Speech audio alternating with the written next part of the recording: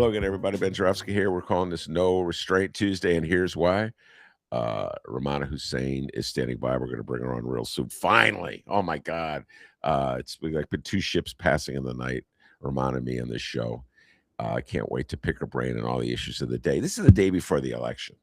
I mean, excuse me. This is the day of the election. This is the day before we know who has won the election. So I'm in this state right now, folks, where even I, I'm going to have a bit of a confession here. Even I, who obsess over politics, follows politics, talks about politics, reads about politics, shares articles about politics, and have been doing so since the 1960s, since before Rummana Hussain was born. I have been doing this routinely, regularly, diligently, obsessively. Even I am just sick and tired of this election. Even I, Rummana Hussain, there's something about the tone and tenor of this primary election that has just turned me off on so many levels. And I'm reading a book right now, a great book about opposition from Black people to the war in Vietnam, and Coretta Scott King and the prominent role she played in opposition. It's a fascinating book. I'm going to get the author on. But here's my point in raising it is that there were elections in that period of time that were just, when I read about them now, it seems as though it was relatively straightforward. Like people knew who they were voting for and what the people they were voting for represented.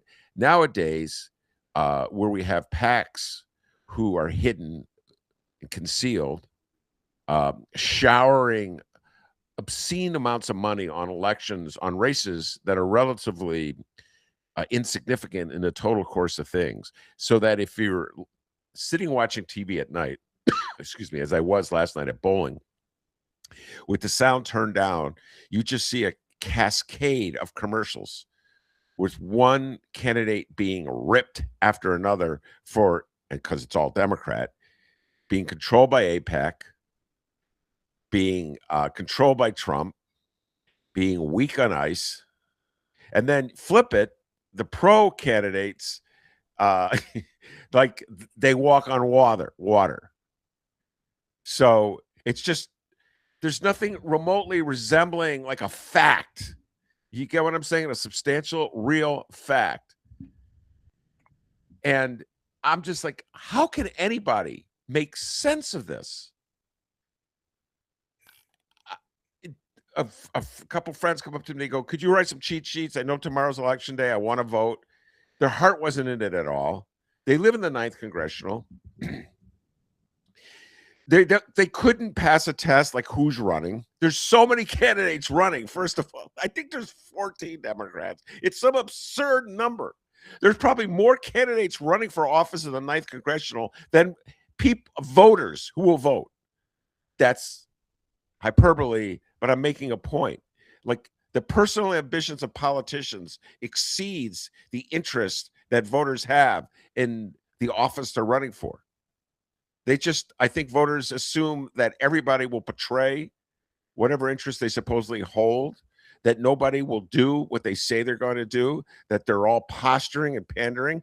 And I'll just going to cite Rummana's husband on this point, the great Mick Dumke, my dear friend. We did the show with Lori Lightfoot. Rummana knows what's coming. Lori Lightfoot at the Hideout said everything that the audience wanted to hear. And I was like, oh my God, she was wonderful. And Mick, who's younger than me, and I should know more than him, he told me, why would you believe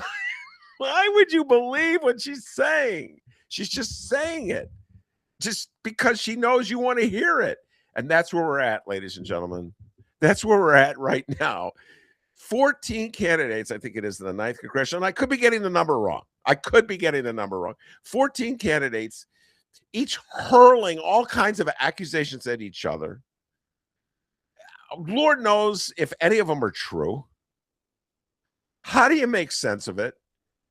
And by the way, they're all running. I'll close with this, and we'll bring Rummana on, because the incumbent, Jan Schakowsky, is stepping down.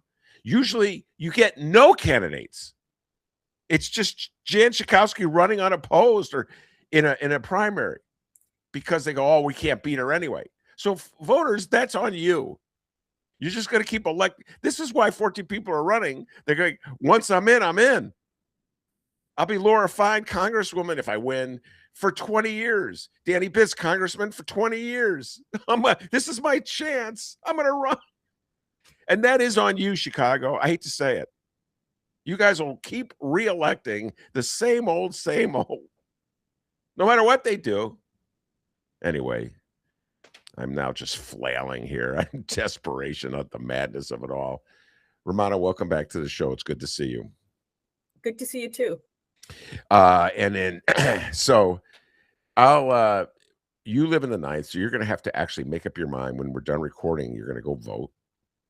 And it's up to you whether you reveal who you intend to vote for. I'll just say this, the madness, I'll repeat this. I'll set this up and then you can riff. I think I've lost track of time. I know I sent this to you. I can't remember if it was Friday or Saturday when this story broke. But AIPAC ran a commercial, or some group somehow or other connected to AIPAC. They didn't even put their name on it. Ran a commercial endorsing Bushra, who's been on the show many times, who is a strong critic, to put it mildly, of Israel's conduct in Gaza over the last, how many years it's been? 3 years since October 7th.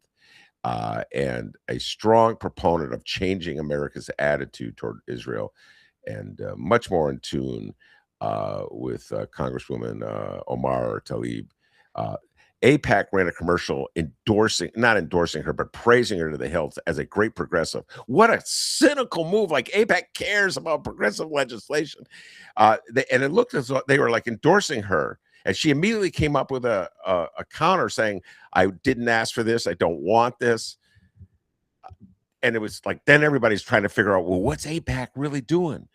Are they trying to get people not to vote for Kat so that Laura Fine wins? Or are they trying to get people not to vote for Dan Biss so that Laura Fine wins? They're all trying to figure out, are they secretly trying to work for Dan Biss by getting people not to vote for Kat? That seems to be the interpretation. And then of course, there's 95% of the public that has absolutely no idea what's going on. Don't know these names. They're like saying, help. Rummana, how do you see this? What do you see? What do you think AIPAC was up to with that commercial? Well, I think they're trying to do chess moves at this point because, I don't know. So far, polls show Daniel Biss, then Kat Abu-Ghazaleh, and then Laura Fine. And then Bushra's kind of low on the bottom. I can tell you that our community, everybody's fighting over who to vote for, Kat Abu-Ghazaleh or Bushra. And I have to tell you, Bushra actually belongs to, she's one of the members of the mosque I attend, the Muslim Community Center. So she's somebody that is from my community.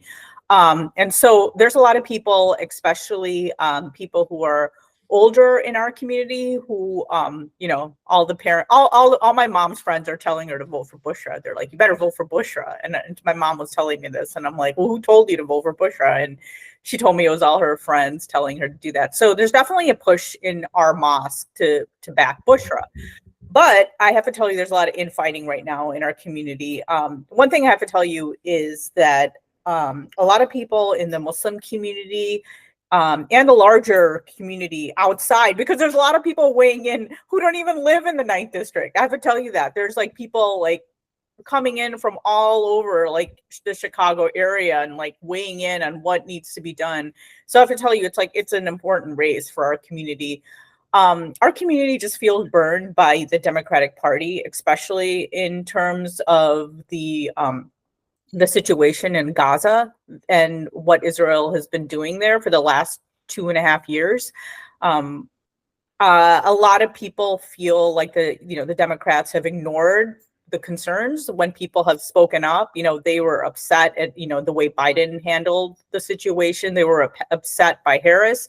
They're upset when the DNC wouldn't even have like a Palestinian person come up. And so this issue is the issue, right? And so it is a big issue. And, Ben, you sent me the article about how a lot of Democrats' attitudes have changed towards Israel really quickly within the last 2.5 years.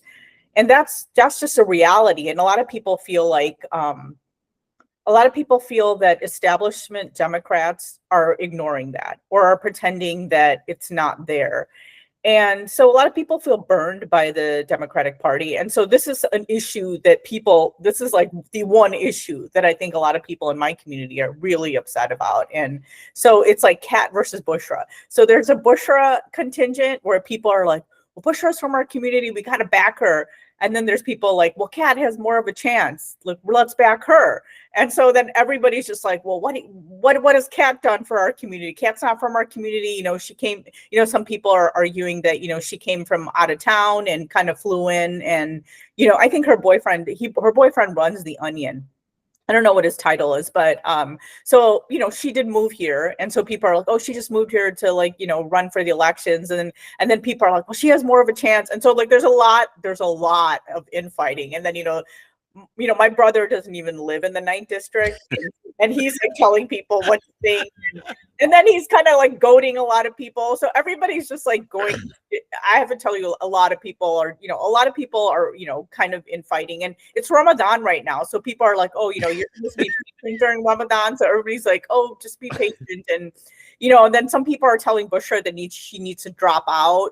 And then other people are like, why should she drop out? Why are you telling a brown Muslim woman to drop out? And so it's I have to tell you, there's a lot of bickering and infighting within our community between those two candidates. And a lot of people are talking about Biss over Fine. They're like, I'll take Daniel Biss over Laura Fine any day. And they think that eventually, the polls are showing him leading most polls that we've seen so far. And you and I, Ben, know that polls aren't an exact science, but with 14, 15 candidates, maybe there's some truth to it. Who knows? At the end of the day, we know that polls don't necessarily mean anything. We might see totally different numbers from what we've seen.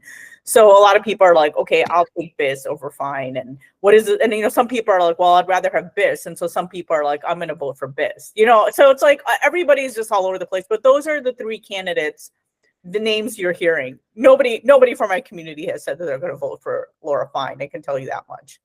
Well, okay, so just I suddenly feel an urge to identify some of these people. Although, Rummana, I know my listeners know all these names. I mean, we're talking, these are junkies out there that are listening to this.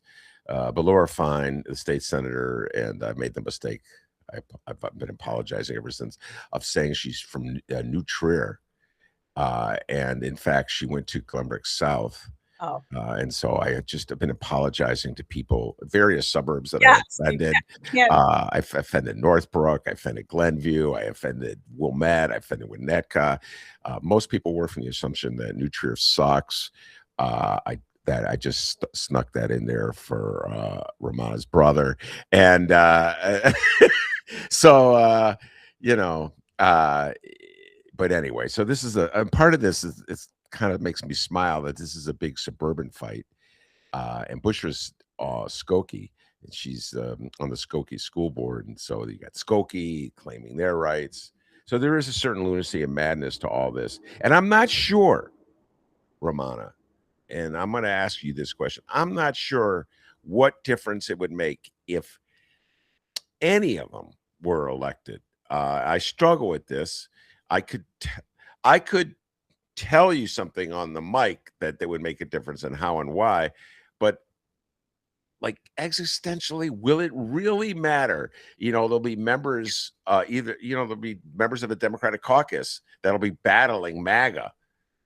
And so ultimately, how much of a difference would it make? What in your mind distinguishes them? Like where you say to yourself, no, it does make a difference.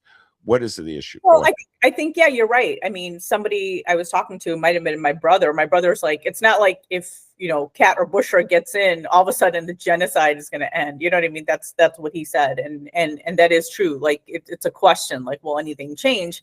But people feel like, well, the representation, they feel like people standing up for what they believe in. I think that's what it is.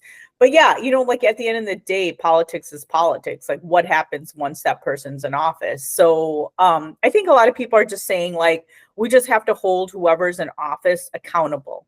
And so that's what I think is what is like in a lot of people's minds. I mean, it's good that people are politically involved, because usually people are apathetic, right? So like all of a sudden it's like this race. I mean, there's a lot of people weighing in. I mean, you had Mark Ruffalo. I don't know, is that how you pronounce his last name?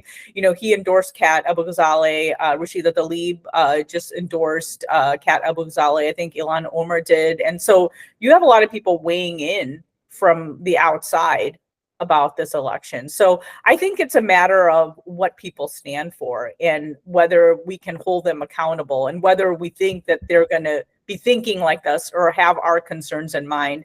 I know a lot of people feel like, again, like a lot of people from my community feel like our communities are ignored about what concerns us. When we tell them that this is the most important matter to us, it's kind of like we're brushed aside and say, shut up and just vote for the Democrats because it's better than Trump, right? And that's what a lot of people felt with the presidential election. It's like they told us to shut up and sit down and vote for the lesser of two evils. And so people feel like, okay, these are people who are actually listening to us. So I think it's just like a matter of like, okay, at least we can hold this person accountable and tell them, well, you said this when you were running, and and so we can hold you accountable. And they feel like certain people can be, they believe that more people, these certain candidates will be doing what they believe as opposed to others. So I'm based on what you said, I was unaware that Ruffalo had come out. Ruffalo, I just saw him in a movie. I saw him in the god-awfulest, worst movies. Funny you mentioned him. Very young Mark Ruffalo is a movie, a Rob Reiner made movie from I can't believe I'm on this tangent, from like 2004 with Jennifer Aniston. It was awful. It was absolutely awful, dreadful movie. Well, why did you watch it? I don't know. I need help. It was a cry for help. Okay. And I started watching it. I just clicked it on. I was like, oh, yeah, I like Jennifer Aniston. Oh, I shouldn't get that. I do kind of like Jennifer. I think she's a good, funny actor. Anyway, neither here nor there. And then I don't know. I was kind of hooked. It's embarrassing. Why did I watch it? I should have walked away. You're right. But anyway, I call that a celebrity endorsement, and I'll tell you why. So it's, in fact, I would say, like the part of the reason I really like Bushra is that she is homegrown. She's Skokie. That's what the people, the South Asians who are backing her, a large contingent of the South Asians, they're like, she's our girl. That's and Kat, what are you just drop it in? Kat. I mean, Kat's been on the show a couple times. She's smart and I get a lot of guts, man, going out there and on the front line. So I got a love for her too. But between Kat and Bushra, I'm like, well, Bushra's from Skokie. She's on the school board. She knows the issue. She's been to Niles North, for crying out loud. She knows the difference between Niles North and Niles West. I think it's a basic thing. If you want to be the congressperson for the 9th Congressional, you need to know the difference between Niles North and Niles West. If you don't know the difference, you can't be the congressperson, okay? And that's what a lot of the argument has been over. Like, Bushra's here. She's from here.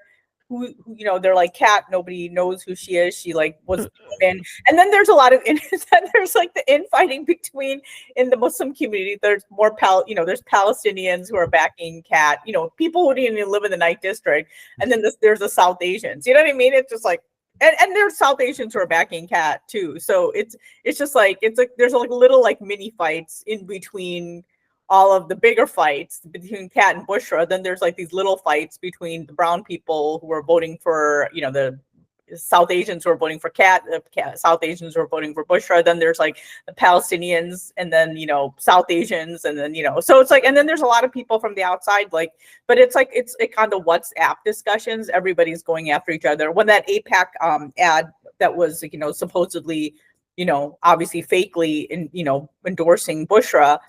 Somebody on our chat, one of my chat groups, the Muslim community center chat group, it's like people who went to Sunday school at my mosque.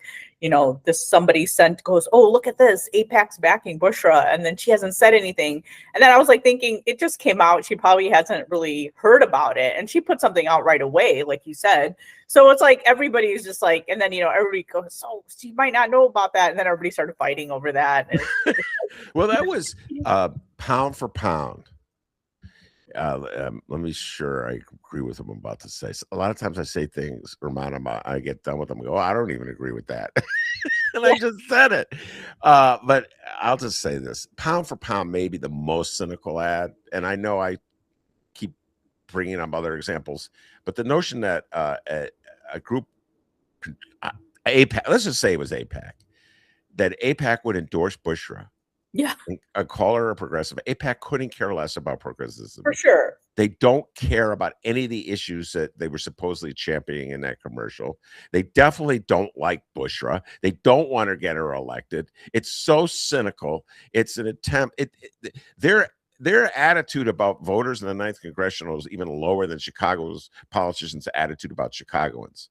They think you're so stupid, 9th Congressional, that you're going to fall for some commercial, which, by the way, Rummana, is coming.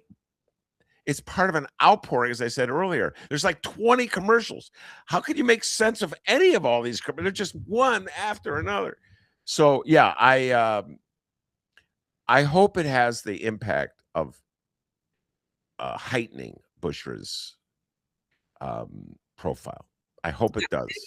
I don't know if you knew, but she's been around. She ran against Larry Suffredin for the county race. I guess what was it, 2016, 2017? I forgot. But when she was 2018 or college or something like that. So she's ran for election before, and like you said, she's on the Skokie school board. So yeah, that's what people feel like. They're like they feel like she has experience and knows the area pretty well. And so there's definitely a Bushra and a cat camp. Just saying, within my community, and it's caused a lot of friction. I can say. So anyway, the 9th Congressional will determine who gets to run against the Republican, and it's pretty much whoever wins this primary will be the congressperson, because there's no way a Republican is going to win in that district. And then if patterns follow each other, that person will be the congressperson for the next, until they want to leave office, because there's only been 2 congress people from the 9th Congressional, going back to the 70s, I want to say, Sidney Yates, and then followed by Jan Schakowsky. How long was Jan Schakowsky in office? I feel like she was there for my whole life. Your whole adult life. Unbelievable that I know this stuff. It's embarrassing. So you were already out of high school. You were already out of college. You were already living in Chicago, and you were a young scribe, probably for the Sun-Times. You may have been working for Sneed in 1998 when Jan Schakowsky was first elected. I was at City News Bureau, but yeah, I started becoming. Yeah. It was my second year in journalism. Yeah, and it was a 3-way race, a primary, and I did not live in the 9th, so I couldn't vote. Who would I have voted for? I would have probably voted for Jan, and she was the state rep.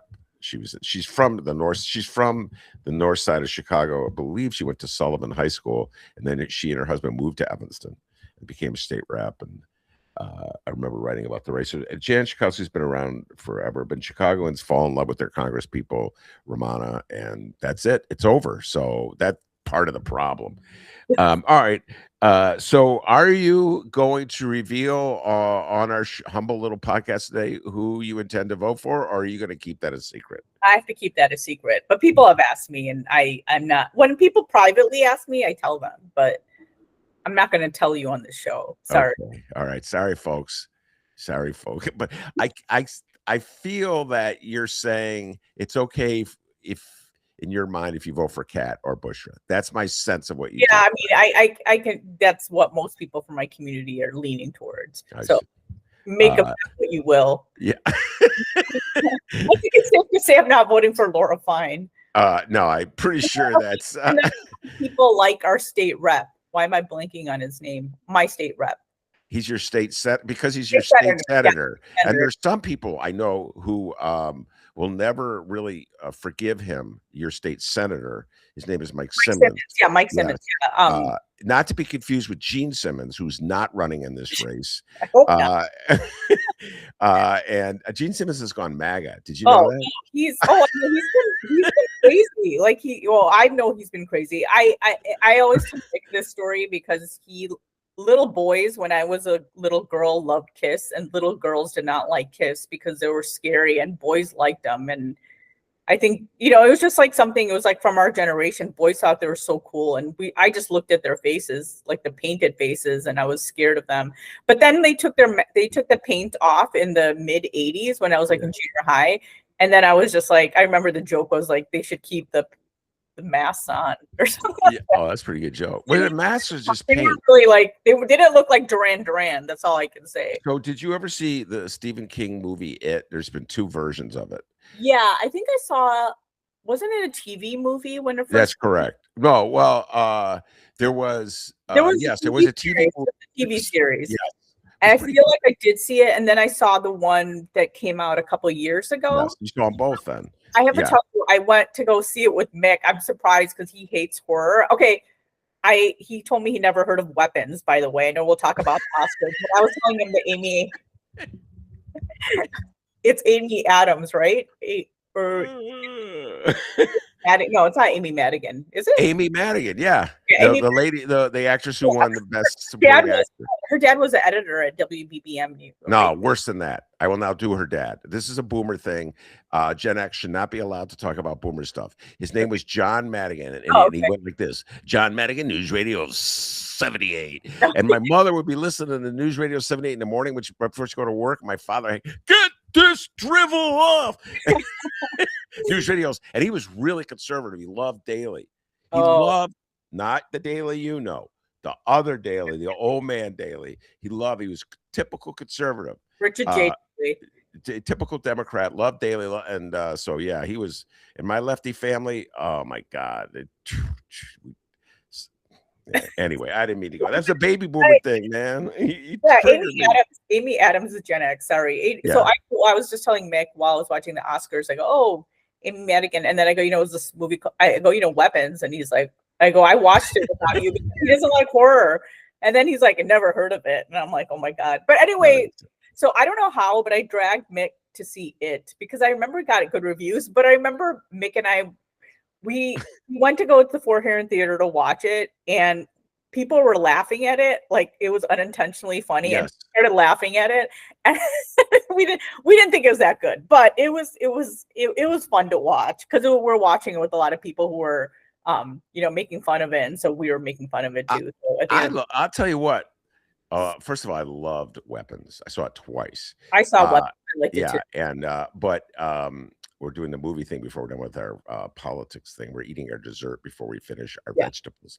But I will say this: when people laugh at a horror movie or a scary movie, I find that entertaining because they're so over the top, and it is funny on one level. But what I was going to say is that this is what got us down this road. I thought the Kiss they look like the killer clown in It. I always thought they looked like the killer clown. And the only reason I went on that path in the first place is because State Senator Mike Simmons shares a last name with Gene Simmons. That's how my baby boomer brain works. They have no relation, no correlation. My only point is just like there are some people in the 9th Congressional District who cannot bring themselves to vote for Laura Fine because her position on Israel, or more to the point, they will not vote for Dan Biss because they don't think he's strong enough in his condemnation of Israel, though he has been pretty strong about it lately. I could not in this election vote for Mike Simmons because he worked for Rahm Emanuel, and when Rahm was shutting all those schools, and we each have our own trip points. I don't believe there's anybody in your community talking about Rahm Emanuel closing 50 Chicago schools in 2013, but you know, we all have our trip points. You get what I'm saying, Rummana? It's like, well, of certain things course, trigger us. And of course, like a lot of people, you know, in you know, who aren't part of our community are all like, oh, why aren't you voting? You know, this is like the one thing. And then I'm like, everybody has their, like, there are just certain things. And I think a lot of people don't understand that Gaza is a big well, point. and I'll switch now to a different race to prove the point. By the way, there are people I know in Evanston, my beloved hometown, who will not vote for Danny Biss because they're still upset with him for his decision to allow Northwestern. They live in the area around, and some of them send me texts, like any kind of controversy that Biss is involved in. They send me texts. They sent me this one hilarious bit. I have to get, two different people sent me this one, Rummana, where it was one of those at a debate or a forum, and the candidates were all asked, it's a yes or no. So they were given a card. That. I saw that. The one. Yeah. Yeah. Of course. We're gonna, you think my generation, I mean, my community is not going to share that? My niece shared it, told us about it. My God. It was hilarious. What was the question? Will you support Hakeem Jeffries to be speaker? Wasn't it like, yeah, he put the sign halfway, so it was like the middle of I can't make my mind. Take a stand, dude. Doesn't matter. Just take a. It's not really a yes or no question. It's very nuanced and complicated. And okay. All right. So, speaking of blindly supporting somebody of the same ethnic background, and not doing it, Raja for Senate. So I had on a show, I did a show about a week ago. I think I sent it to her. Maybe I didn't. The great Amisha Patel was on. And she was just saying, don't vote for Raja, you know. And Nikita Brer was on as well. The two of them, don't vote for Raja. And they were coming at it from legit, not phony, fake, you know, AIPAC sponsored progressives. These are people who were on the front lines. Amisha Patel did oppose Ram closing those 50 schools. Okay. Amisha Patel filed the lawsuit against the Lincoln Yard TIF. So in my opinion, she's a hero in the fight for progressive causes in the city of Chicago. And she is a Native American. You would think just on the surface that she would be supporting Raja. But not only is she not supporting Raja, she's like at a pack denouncing Raja. And so, Rummana, what am I saying? I'm saying the connections aren't as strong and as obvious as people may think. There's a lot of Jewish people I know, they are not going to vote for Laura Fine. No, and that's the same thing with Indians. I mean, look at how many South Asians are in MAGA. And so a lot of people, the problem a lot of people have with Raja Krishnamurthy, which I have written about, is his ties to right-wing India. And if you're paying any attention to what's happening in right-wing India, it's the same thing as what's happening here in the United States. It's completely fascist, anti-Muslim. And, you know, Raja, I've interviewed him about this. I pressed him about this. And there's no question that he does have ties to these groups, and they do have influence on him. I can't say like what he feels like in his heart, but from the outward, it's basically visible that he's their guy. You know, he went to the Howdy Modi rally when it was in Texas. He has showed up at BJ related or sponsored events. And I think I did a column a couple of years ago. I think I want to say 2023 or 24, but it was on this issue alone when he was running for another, I think he was running against another guy, and there was just some controversy in it. And the India right wing came up, and right wing, you know, tendencies right now. And, you know, he's definitely has like, you know, he believes a lot of things that a lot of Democrats do. But when it comes to India, a lot of Indians who are paying attention and who are against what's happening in India, they do not agree with him and would never vote for him. And I don't know if you know, I sent you that link just over the weekend. Laura Loomer was invited to speak at huge event. And it was like by the India Today group, which is a big media company in India. And I have to tell you, like, from my perspective, I thought it was a pretty like legit news organizations, in the sense like it wasn't like, it was kind of like, I don't know, but from what I remember, and I've gotten copies of India Today, it wasn't like this right-wing paper. But they had her on to talk about India in America, and they were treating her like they were normalizing her. And the whole thing was like, you know, she's definitely spouted out against Indians. And so she wiped all those things off her social media content. And so all the Indians are like all good. But at the same time, she was sitting there talking about how Netanyahu, Trump, and Modi make the world safer. And then she went off about how she loves Hindus because they're being oppressed by Muslims.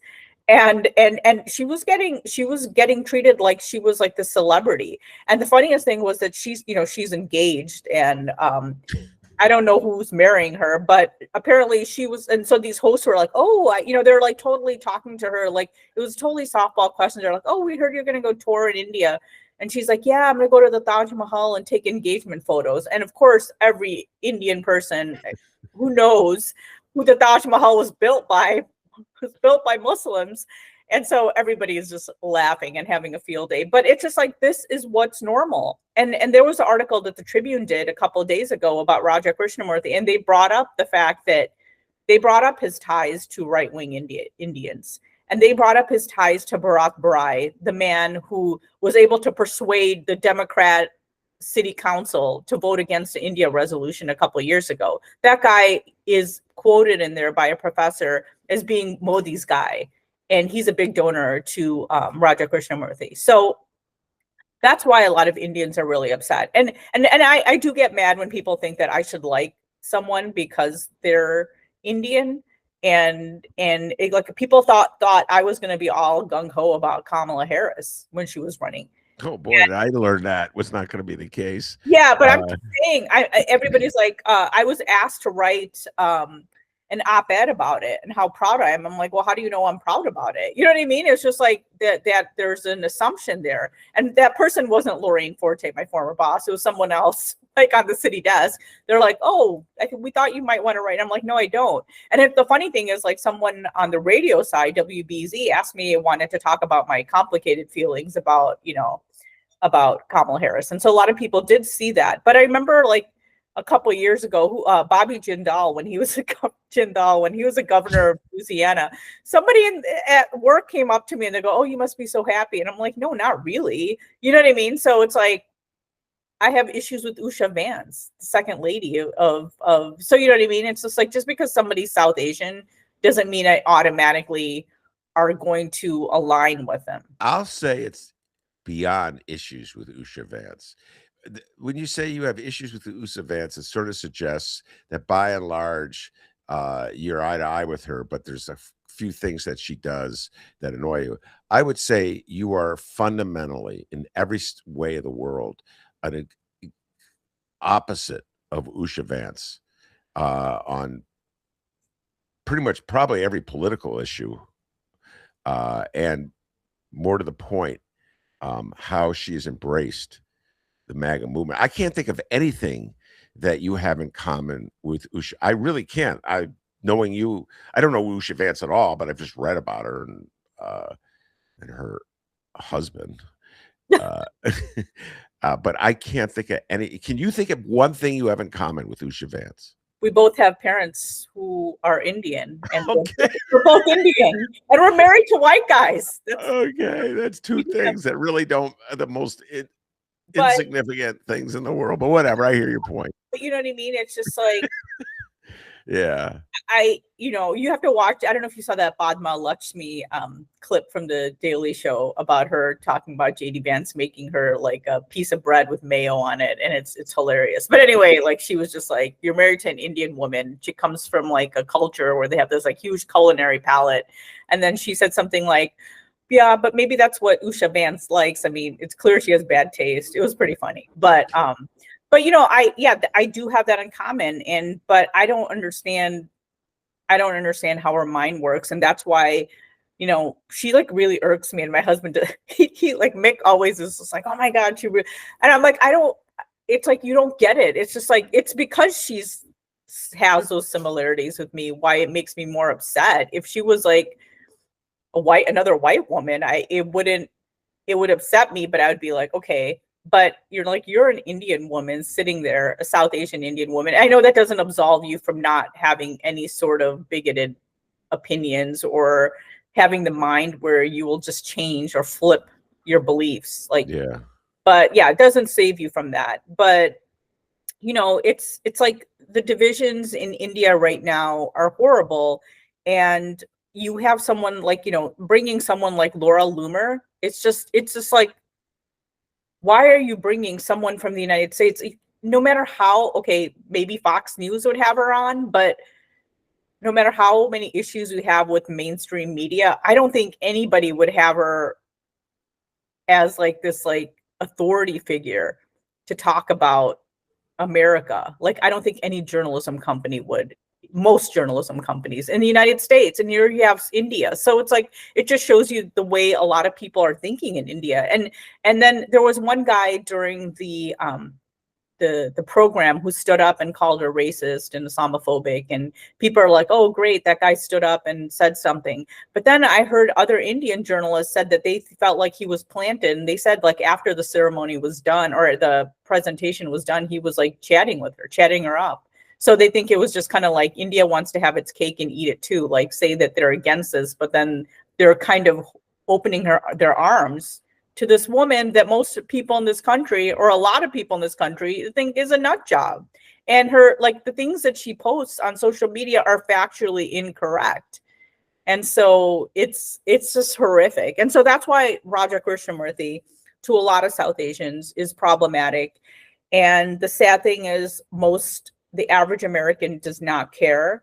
And even the people who act like or are against what's happening and are very anti-MAGA, they're okay with voting Raja Krishnamurthy in, even if his ties to India show that he has not spoken up as loudly as he could against what's happening. Yeah. So by the way, issues. And just going back to Laura Loomer briefly, she has great influence with Trump. Oh, of course. So, and so if the powers that be in India are sucking up to her, I'm sure in the back of their minds, they realize they're sucking up to Trump on one level or another. But they do love Trump. There's a shrine to, like, people have like shrines to Trump. I mean, you sent me that article a couple months back about all the Trump buildings that are being built in India. I think there's like about, I don't know, a lot more than a couple. And there's already a waiting list for people. So people look up to Donald Trump. That's wild, man. A lot of Indians look up to Donald Trump in that part of the world. Yeah. And that country, I should say. No, so before we move on to the dessert, which is the Oscars, I'm looking at the clock because we could go on and on about this stuff. One of the things I've been following is a division on MAGA, where you have a loud, it's still a minority, but man, they got a lot of followers and they're loud, vehemently anti-Israel and denouncing. Well, they don't really denounce Trump because they're afraid of Trump. They know he's the leader. The Tucker Carlson crowd and the Megyn Kelly crowd and the Candy Owens crowd, so they don't want to denounce Trump. So it's safe to denounce Netanyahu and Israel. And they kind of leave Trump out of it. Like, he had nothing to do with any of this stuff.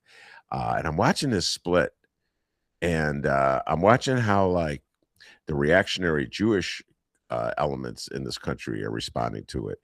And it's just kind of fascinating, Rummana.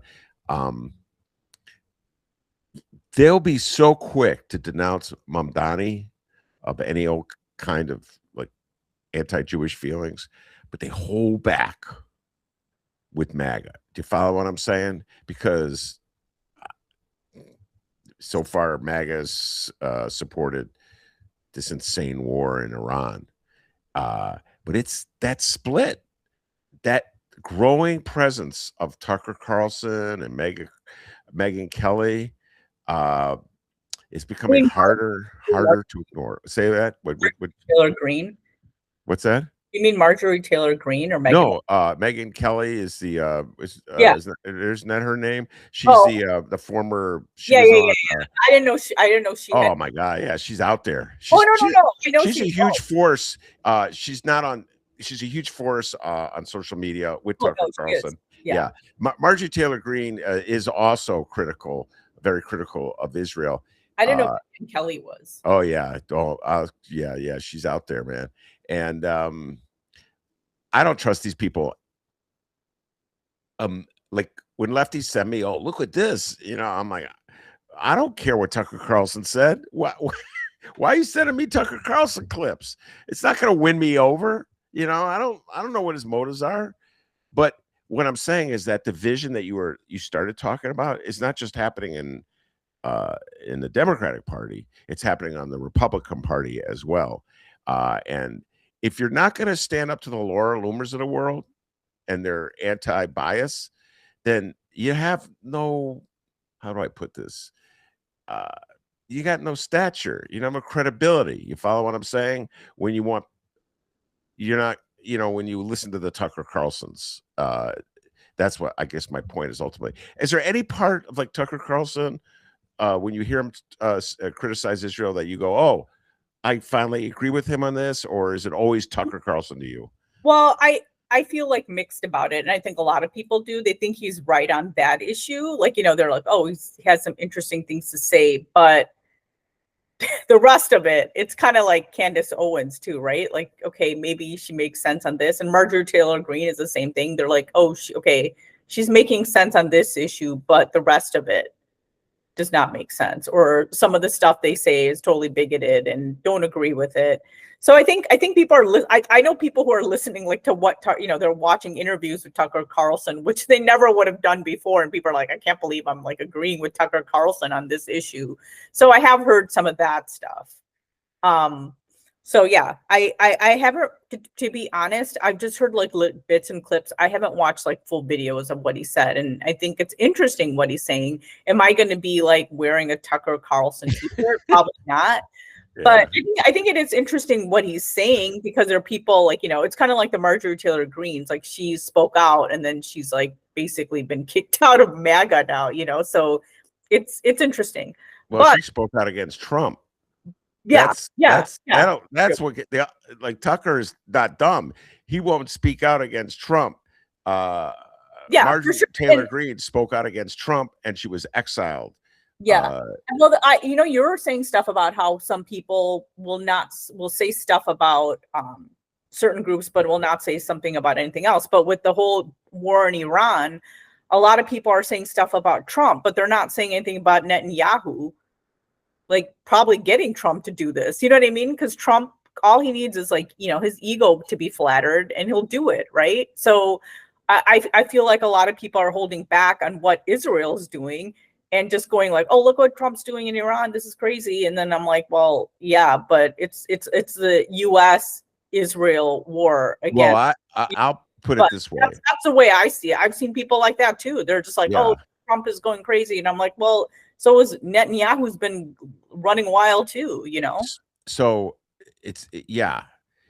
wow, this is fascinating. This is almost as in its own way as convoluted as AIPAC taking out an ad promoting Bushra in order to get voters not to vote for Cat.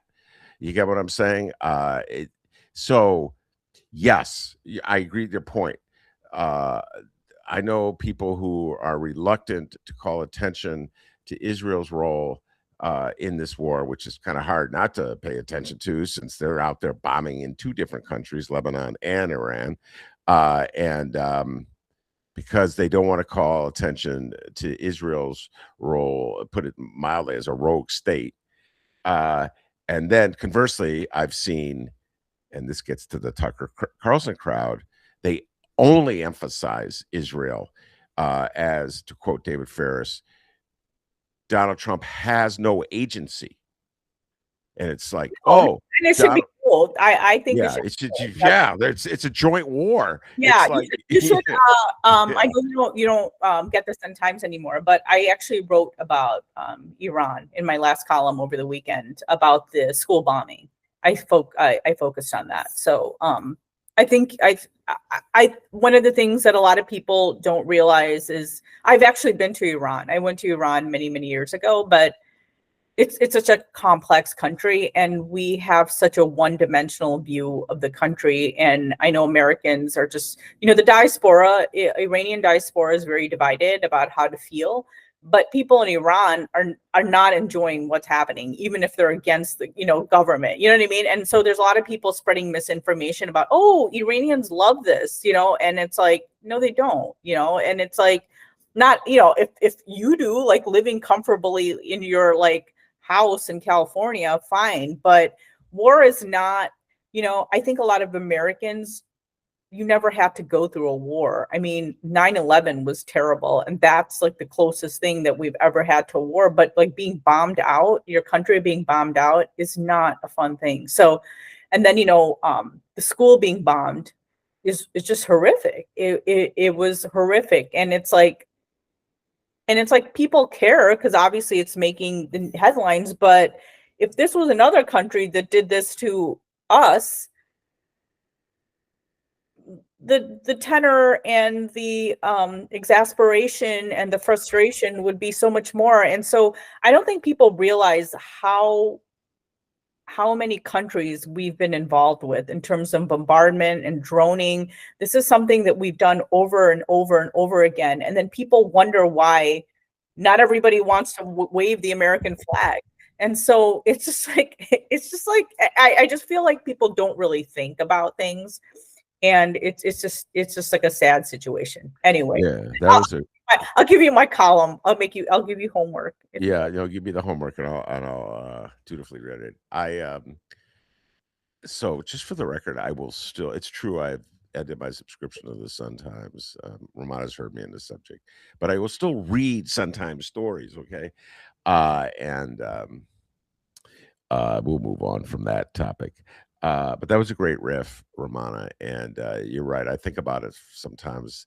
I don't want to get too depressed here because we're going to shift to the Oscars. It's going to be totally different tone, and that's kind of how we compartmentalized our lives in these days, Rummana. But man, I just like this book I'm reading right now about Vietnam. I realized that it was such a significant war in my life for the time I was in from elementary school and the junior high and through high school. And then it's been so many years since I was in high school, Rummana, and we fought like if you just some of them aren't full scale wars, but bombing.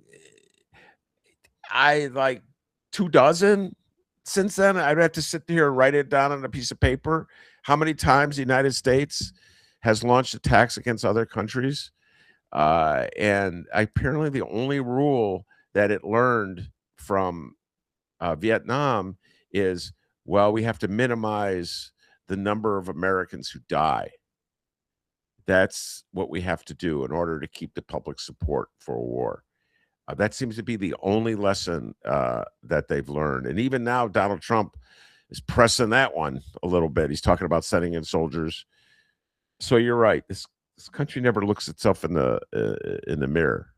It's never had to. And so anyway, all right. Wow. Big transition coming ahead. I warn everybody after that very heavy conversation. But Rummana and I share a love for the movies. We share a love for pop culture. I've had to concede on many occasions that Rummana knows more about pop culture than I do. More often than not, when we have a dispute over like what year a movie came out, who was in it, she's right and I'm wrong. Nonetheless, I think I'm a close second to her. Well, her sister. I'm a close second to her and her sister when it comes to knowledge of pop culture. And so both of us were watching the Oscars, of course. I pretty much watch them every year. And So I'll start with this. I thought it was a nice distraction, let's put it that way, Yeah. from the madness of the world, the bombs in Iran the Lebanon, and the insanity of our election system here in the United States. I thought the Oscars was a nice diversion for it all, and I enjoyed it. Your thoughts? Yeah, I mean, I thought it was a little boring at parts, but that's how it gets sometimes. The main reason I do watch is because I do like watching the awards, even though it doesn't mean anything and you just disagree. And then I like looking at people's outfits, of course. I do like that. And then, of course, like one of the funny things is like people were saying like they played, like somebody pointed out that they kept playing the music and interrupting people of color, but they let the white people go on and so it's like that part kind of funny to watch. I mean, not funny, but it's just always interesting to watch of things. And when so I like doing that, and then seeing Javier Bardem say no to war and free Palestine, and see who too bad you can't see who claps and who doesn't, but there was an applause. So like I like watching it for that reason. And so yeah, it's like I guess it's a distraction, like with the horrific stuff that's happening in the world. And they had Jimmy Kimmel on, and he touched, when he went up there, he went off on, he kind of made some Donald Trump jokes and freedom of speech jokes about how, people who make documentaries risk their lives, because a lot of places don't have freedom of speech. And I think he said the United States and CBS. I forgot. Yeah, CBS, yeah. So then he made a joke about the Melania documentary and how Trump must have been mad. And so that his wife's documentary wasn't nominated. So there was definitely some jokes in there. And then, Conan O'Brien said something about how there was no British actors that were nominated for Best Actor. And then he said something like, well, at least they arrest their pedophiles. Or that is correct. Yeah. Well, I love Conan O'Brien in general. Like most of the time, I think his jokes are hilarious. And, obviously the opening had the whole bit about the weapons. It was a nod to weapons with him being chased by the little kids. And he was like that crazy aunt that Amy Madigan played. So I thought there was like bits and pieces that were pretty funny. So yeah, I watched it. I the last couple of years, if I'm at home, I watch it by myself because Mick thinks he's too good for the Oscars. And, he just sits in a corner. And like he sits like a few feet away from me on the kitchen table, and I'm in the living room watching. And the funny thing is, like, he makes me watch sports with him when I don't want to watch. He's like, well, just sit next to me. You don't have to watch. And then, but then, if I told him to do that with the Oscars, he'd be like, no, I can't watch this, So I have to tell him bits and pieces about it. And, and he acts like he's not paying attention. And I told him like who won what. And, and then a couple of days ago, I had to explain to him the whole Timothée Chalamet thing and the ballet and the opera comment. And he's just like, I don't get it. I've had to explain Sydney Sweeney to him too. A couple weeks ago, he goes, okay, what do I have to know about Sydney Sweeney? And I explained to him about the American Eagle jeans and her MAGA. And it's just like, so sometimes he's sometimes up on pop culture, but sometimes he's like totally so far. Like I have to like tell him little bits and pieces about why certain things matter, and tell him about jokes and why Timothée Chalamet is like everybody's making like ballet jokes and right now and opera jokes. And so it was like a nice distraction, and it was fun. And me and my brother's like really into pop culture too. My older sister was the only one who wasn't watching it, so me and my siblings were all like me and my younger siblings were all like sending each other WhatsApp comments. Like when Barbara Streisand started going off on, the tribute to Robert Redford, my brother's like, oh God, now we have to hear her sing. And so like I was laughing too, and I go, I know, I was thinking the same thing. I know you're gonna get mad, but I'm so outraged. First he's the new Trier dad, which is kind of annoying in and of itself. But then to denounce Barbara, I almost said Walters. I know she's a legend. She is a legend, but her it was sad on some levels because she's 83, so the voice is going to go. Yeah. Wait, I have to ask you a question, and I'm really embarrassed. This is a senior moment, a baby boomer moment. What's the name of the actress who was G.I. Jane? Oh, Demi Moore. Demi Moore. That dress was ridiculous. Come on, Rummana. You talk about a dress. Demi Moore's dress. You know what?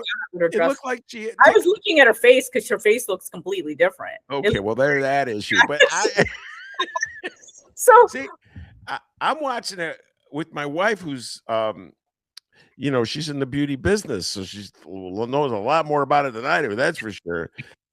So we're she's the one telling me about the clothes, and I go, so what do you think? Is that hair right? Is the color right? I always ask her that, you know, what do you think? Is it? But I just said, oh my God, that dress is ridiculous. Google it.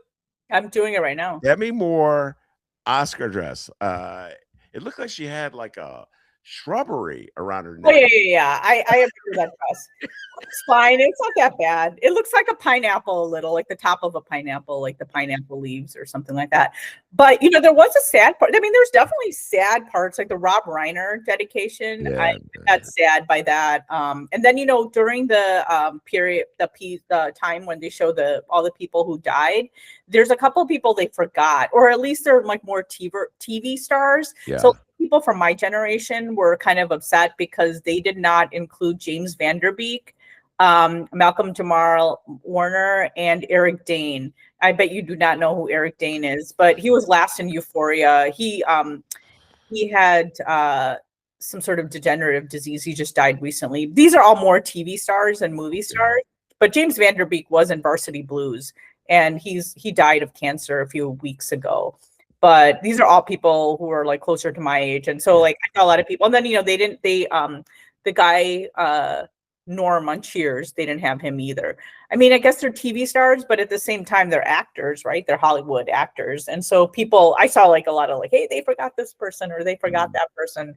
And so there's a lot of that. So I like the discussions that I have with people about, you know, the commentary. And then we were talking a little bit right before we got on. A lot of Indians were laughing at Priyanka Chopra being with Javier Bardem and calling out injustices when they feel like she calls out injustices because she's like a UN ambassador or something like that. And she always calls out UN injustices in other parts of the world, but she stays silent on India. So everybody was making like, oh, people who are like, you know, pay attention to this stuff, the Indian people and South Asians, we're just like, it was like a field day on social media. And the jokes that we're having, they're like, oh, look at her face, you know what I mean? And so they called her Dal Gadot, which is like a take on a Gal Gadot. So I'm just saying that there's like all these little bits. It's all the little bits and pieces that you think are, you know, are you like about the, you know, you pay. Right.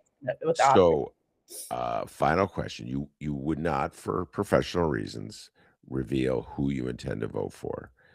Fair enough. As I suppose that's old school mainstream journalism, and that's what you know, abide by. We'll stick with that. But you do not have those same safeguards, if you will, when it comes to movies. So if you were a voting member of the Academy, which movie would you have voted for Best Picture of the Year? Rummana Hussain, go.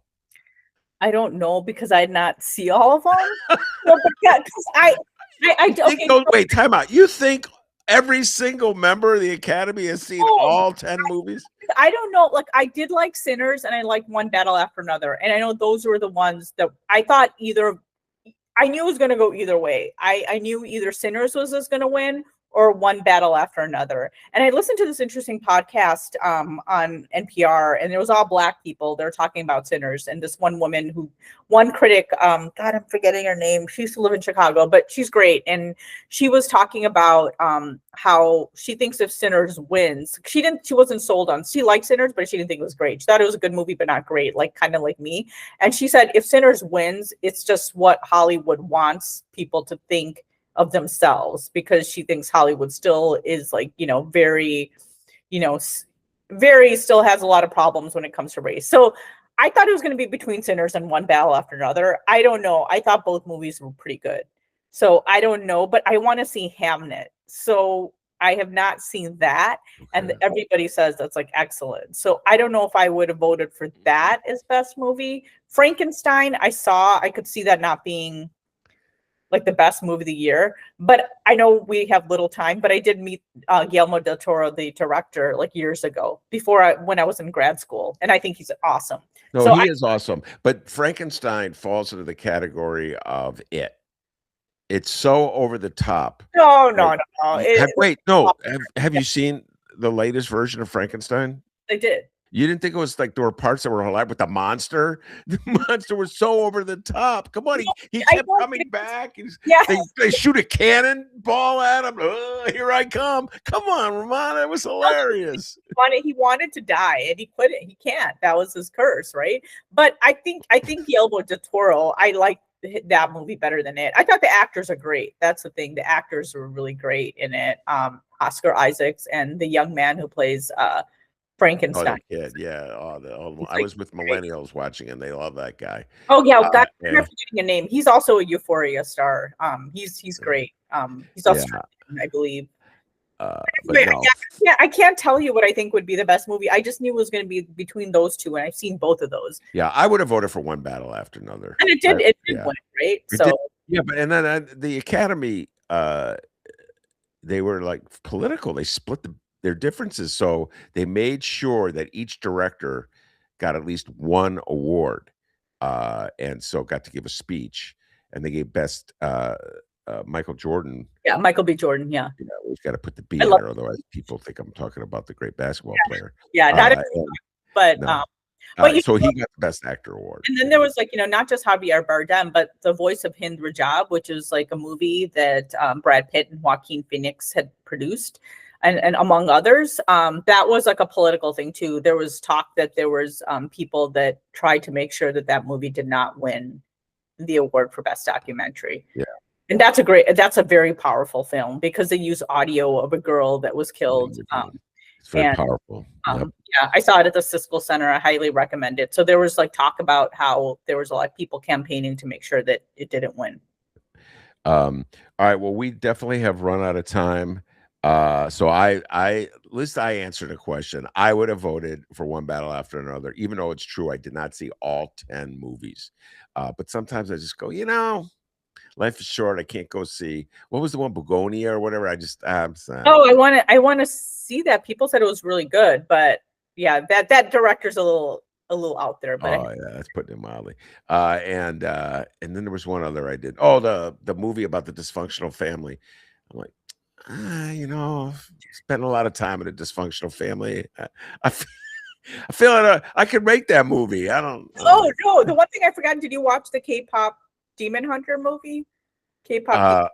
Well, that was not one of the that was not up for Best Picture, but I know, but I was just wondering. Yes, because of Grandkid. Yeah, I watched it after. I've been watching. Yeah. But I know all the songs because this guy at this gym class that I take, he plays all of them. So I'm like, oh, these are where the songs are. I went to South Korea over the summer and I loved it. And so the K-pop stuff is pretty cool. And I thought that was cool that the Korean, a lot of the Korean people with Korean backgrounds were talking about how they felt seen. And, I thought those speeches were very good too. Well, yeah, I saw that. That's a very popular. I don't know what the generation is called, but they're about 4 or 5 years old now, and that movie is very popular with that generation. All right, we have run out of time. Rummana, thank you so much. It's a blast talking to you. We should do it more often. And by the way, I got to bring this Hussain sisters back. Oh yeah, I was telling Amos, and she's like, "Oh yeah," she's like all excited to do it. And I told her I had to be on your show, but I go, "You don't have to be on it today." But she wants maybe next month. Although she would have been a good one to talk.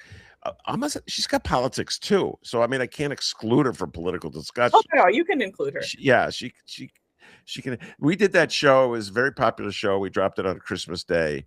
And the three of us talking about what Christmas means to us. It's pretty funny, ladies and gentlemen. The three of us talking about what Christmas means to us, even though we were not celebrating Christmas. We can talk about Easter next. Yeah. What Easter means to us. All right. Thank you very much, Rummana. I appreciate it as always. Also, I want to thank producer Chris. He does an outstanding job, and I know Rummana agrees with what they say. Hey, producer Chris, give yourself a raise. Take it out of petty cash. Peace and love, everybody. Go out and vote, Rummana. Take care.